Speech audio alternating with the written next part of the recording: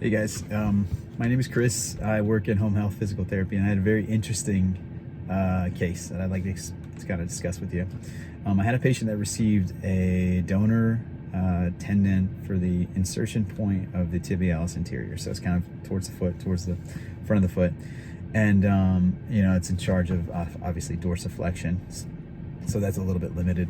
But I had a case where the patient received a donor graft, and it was they traced he got an infection, and they traced it back to either the operating room or they traced it back to the tendon itself. They couldn't narrow it down past that. So we were doing wound care, which was very specific, and the wound care involved compression. So my question is to you, what do you think about compressing it? Because there was swelling there, and I like compression, but if you realize what we're trying to heal is an infection inside the tendon, which has not got a direct blood flow supply to the tendon itself, we're trying to heal something that is only really, in my opinion, healed through some of the fluid that kind of sits around the interstitial tissue.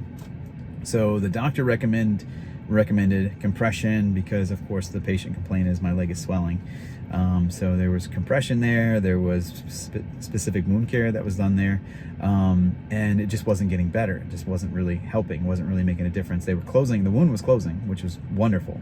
But as far as the other underlying infection that was a little bit more difficult to control, that wasn't fixing, that wasn't going away. So what I thought of, and what makes sense to me, is that I'm also a certified lymphedema therapist, and I like compression. Compression is good for some cases when the lymphatic system is not keeping up with the load of the rest of the body and the fluid coming to the body, especially the legs.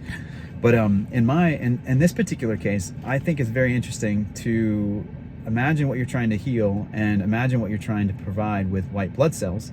And why are we compressing the leg so much and keeping this fluid from getting there, even though the fluid desperately is trying to get there? So in this case, I believe in very light compression, enough to prevent the skin from getting damaged from all the tightness of it. But I believe that we should have allowed some of the fluid to get to the area to say, hey, this fluid's going to make a difference. This is going to help. This is going to, this is going to kind of help heal the area, kind of heal what we're trying to heal, cure the infection, what we're trying to cure. So my question is to you, what are your thoughts on that? Do you think that we should allow some of the fluid to come to the area? Or do you think we should compress it to a point where it's just not going to be able to get there? Do you think we should, leave it out open to the air? I'd love to hear your opinions. So let me know.